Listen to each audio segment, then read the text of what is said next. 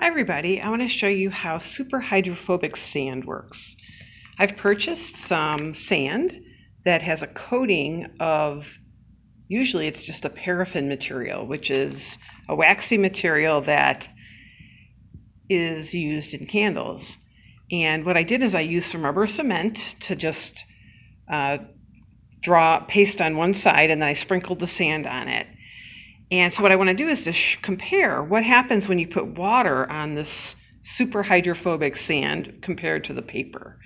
So if I just drop a few drops of water on the paper, you can see that the drops are kind of flattening out and they're going to soak into the paper. But if I drop it onto the sand, you can see that it basically forms these droplets that actually roll around pretty easily.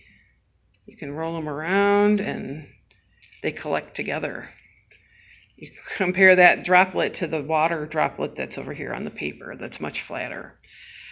Some plants in nature have a super hydrophobic coating on them, like the lotus leaf. And I'm going to use a little pepper here to show or mimic some dirt that might be on a lotus leaf plant.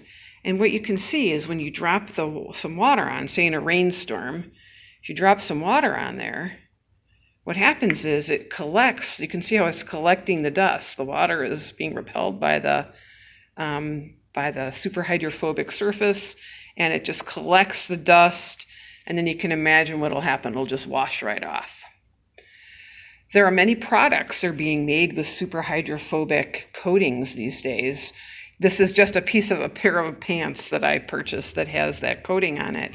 And you can see when you take some water and drop it on, how quickly and easily the water just rolls away from it.